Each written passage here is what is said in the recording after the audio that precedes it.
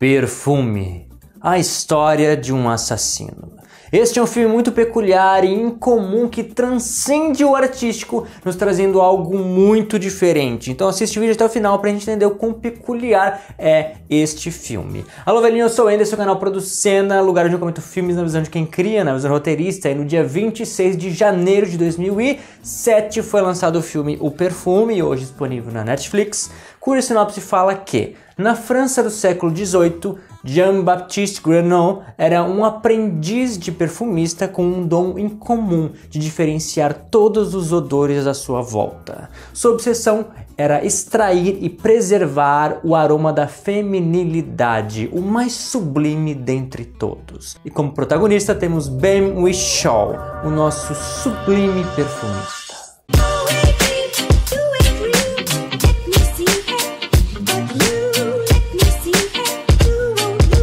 E antes de comentar o filme em si, eu quero pedir para te se inscrever nas redes sociais que temos aqui embaixo, porque nós postamos vídeos toda semana, todo domingo comentando trailers, toda terça comentando filmes antigos como hoje, toda sexta comentando filmes novos, aqueles que saem no cinema e nos streamings. E uma coisa, detalhe, tá ligado essa bolinha aqui do canto? Ela vai enchendo conforme o vídeo vai passando, então para te não se apressar, não precisar ver quanto tempo falta de vídeo, dá uma olhadinha na bolinha que ela vai te dizer quanto falta para terminar, para te poder assistir tranquilamente o nosso vídeo aqui. E não se esquece de comentar e te inscrever no canal. De que trata então esse filme? Ele conta de quando o dom ultrapassa seus limites e se torna uma obsessão. Como fala a sinopse, o Jean-Baptiste ele tinha um dom muito incomum, que era de diferenciar todos os odores à sua volta. O olfato dele era muito mais aguçado do que todos os demais seres humanos, portanto ele conseguia diferenciar toda a composição do teu perfume, as flores, os ramos, tudo que foi colocado para compor aquele teu perfume, simplesmente cheirando. Ele diz, ah não, isso aqui tem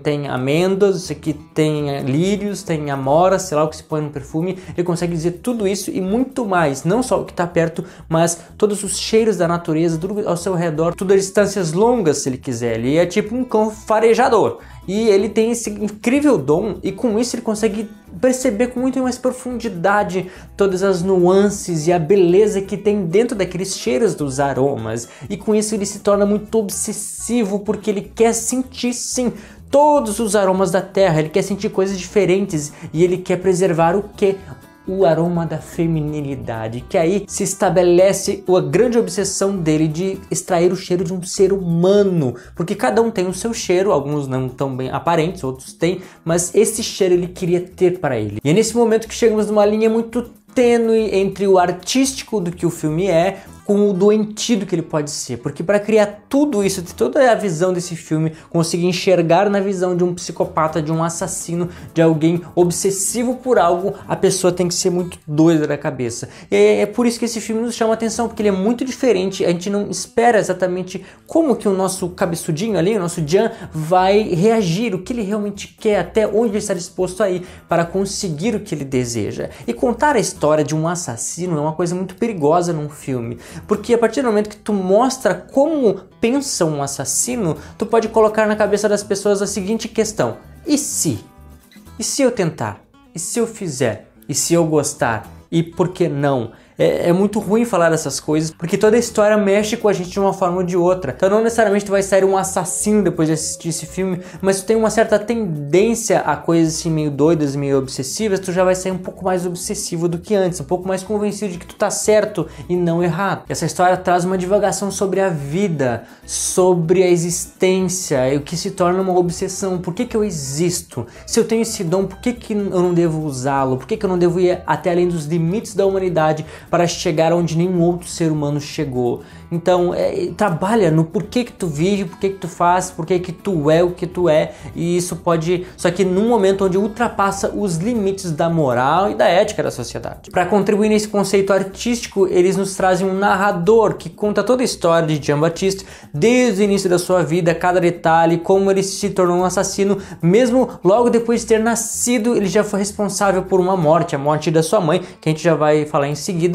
E mais para contribuir nesse conto, apesar de ser algo artístico e bonito, ele navega em linhas mais profundas e detalhistas, nos trazendo todo um contexto fantástico, histórico, sobre a sociedade da época, a política da época e a religião da época, incluindo as condenações. Porque no início do filme, Jean Baptiste é pego já, ele é adulto, depois de ter feito tudo de errado que ele fez, foi pego e condenado à cruz. E sendo a cruz o pior castigo de todos, lembra de quem? Lembra de Jesus, aquele que, sem pecado algum, sem erro algum, foi condenado ao pior de todos os castigos, a cruz. Enfim, e foi a esse grande castigo que Jean Baptiste foi condenado. Portanto, a gente assiste o filme inteiro esperando o momento em que ele fosse pego depois de tudo que ele fez e fosse condenado e morto, porque ele já estava ali pronto. Não, ele vai morrer, ele foi condenado, não tem o que fazer, até que ele nos surpreende no final. Em 1738 nasce então Jean Baptiste, na França. E a França é conhecidíssima pelos seus perfumes, pelos seus cheiros,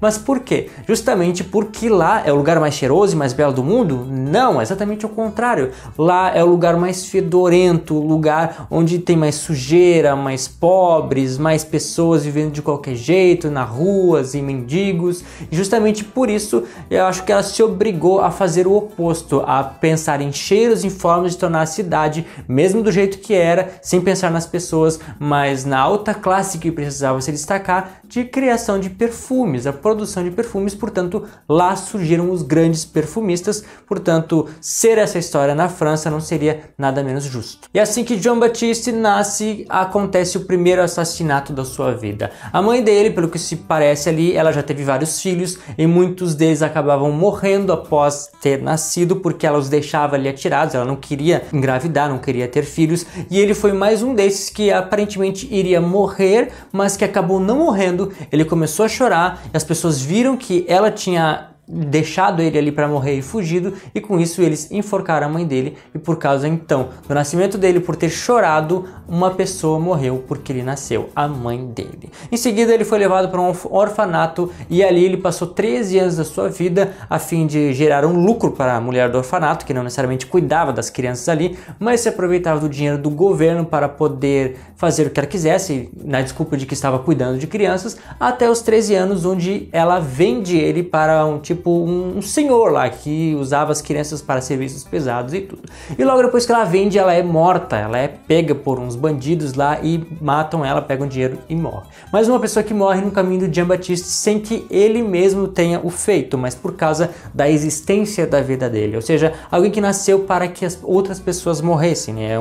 É o que a história quer que a gente enxergue. E com esse senhor aí na vida dele, que escravizava ele aumentou a sua obsessão por perfumes, porque com esse senhor ele conseguia sair para outros lugares e conhecer outros cheiros, outros perfumes, outros aromas, até um belo dia que ele encontrou uma menina, uma linda menina, cujo ele sentiu um aroma muito peculiar. Ele foi atrás dela, e na obsessão do aroma e não pela menina, por mais que parece que houvesse alguma atração pela menina também, mas a obsessão dele era muito maior, ele acabou tirando o ar dela e matando ela. Foi a primeira morte oficial do próprio Jean, em busca da sua obsessão dos aromas e por ter encontrado o primeiro aroma de um ser humano, de uma linda mulher, que o chamou tanto a atenção e o que fez com que a busca dele fosse por outros aromas desse, para que ele pudesse criar um perfume, extrair aquele perfume, para que aquele perfume jamais cessasse, ele pudesse senti-lo pelo resto da vida. Jean então era um cara obsessivo por encontrar todos os perfumes da terra,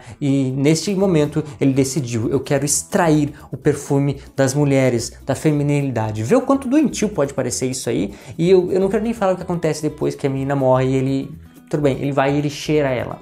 É uma coisa doida, que aí tu vê assim, não, poxa, que é esse filme? Que é essa história?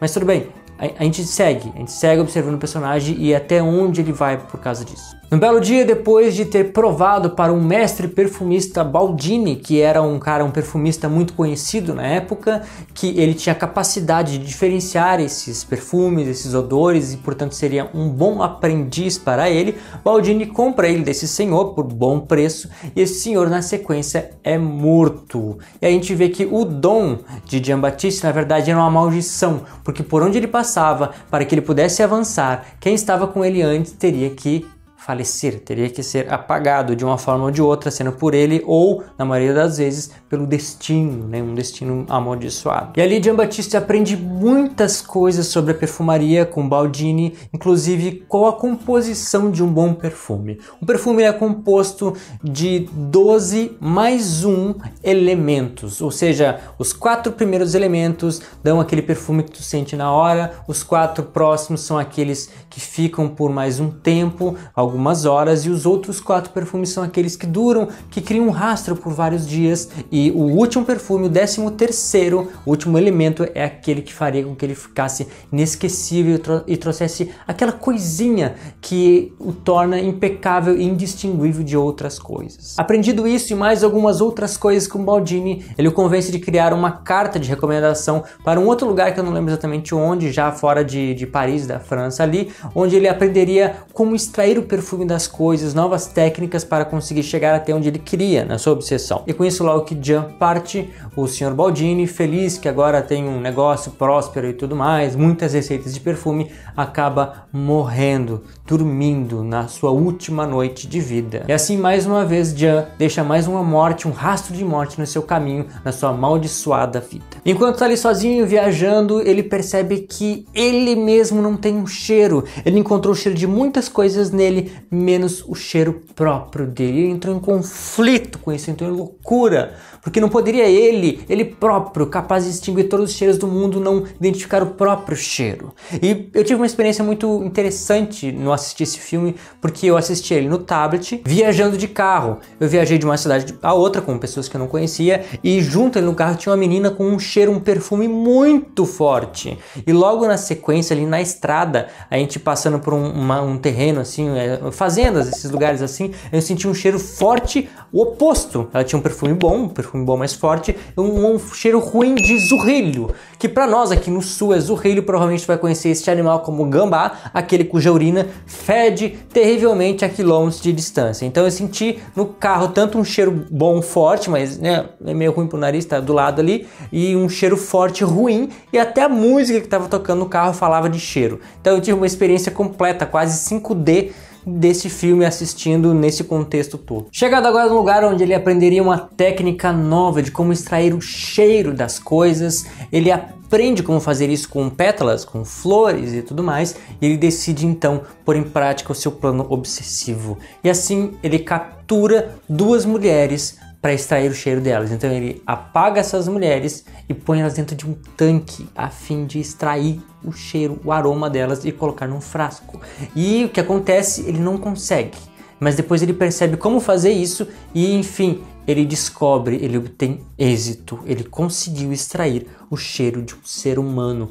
Que coisa doida, que coisa maluca. Só que ele sabe que a composição de um perfume não é feita com um só, mas com 12 mais 1. E essa menina é Laura, a 13ª fragrância, a filha do Snape.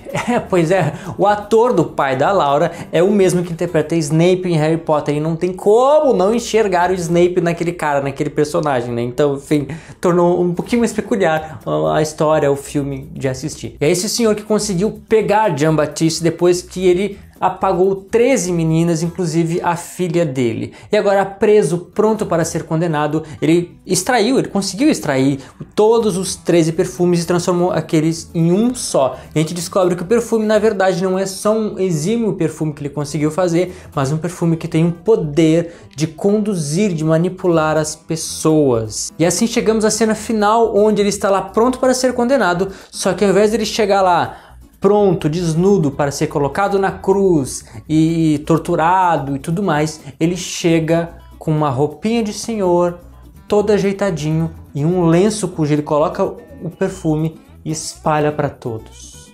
E ali nós somos surpreendidos com um final que realmente eu não esperava de jeito nenhum. Aquele perfume se espalha e toda aquela multidão que estava esperando ver um homem ser morto e açoitado pelos seus crimes cai num hipnotismo profundo, onde passam uns aos outros a se amar e a se pegar de forma sem se controlar e saber o que está acontecendo, e todos se atropelam lá no meio daquele estádio, daquele coisa, e ele consegue sair dali ileso, tendo controlado todo mundo, e sei lá quanto tempo depois que eles acordaram sem saber o que tinham feito, o que tinha acontecido, eles simplesmente quiseram esquecer aquilo que aconteceu, acharam um outro culpado, mataram um outro cara ali por ter cometido os assassinatos, para que eles pudessem resolver tudo isso, e o nosso Jean-Baptiste segue para o final da sua história, do nosso filme e também da sua vida. Porque infeliz por ter chegado onde queria, ele conseguiu construir o perfume perfeito que consegue conduzir e manipular as pessoas. Ele pensa, tá, o que mais eu vou fazer da minha vida? Cheguei no ápice, no nível mais alto que eu poderia chegar com o meu dom. Então agora eu não quero mais saber de nada. Posso partir. E assim ele joga o perfume na cabeça dele e acontece uma das cenas mais bizarras do filme, onde as pessoas vêm apaixonadas por ele e o consomem literalmente ali mesmo, e ele vira pó, ele vira um aroma, ele vira o resto de Jean-Baptiste. Um final bizarro para um filme artístico, sublime, doentio, bizarro, tudo ao mesmo tempo. Este então foi o filme Perfume, a história de um assassino. Tipo de história que eu nunca imaginaria assistir em algum dia na minha vida, mas eu assisti, gostei, não gostei, eu achei muito interessante. Mas é o tipo de história que não deixa uma coisa assim necessariamente boa dentro da gente, que mexe com a gente e assim, não sei se eu assistiria de novo. Então pessoal, esse foi o filme Perfume, espero que tenha gostado ou não sei, comenta aqui embaixo. Isso é tudo pessoal, obrigado pelo teu gostei, pela tua interação aqui embaixo, obrigado também que tu já te inscreveu no canal, assistiu o vídeo até aqui e te vejo no próximo episódio de Producena.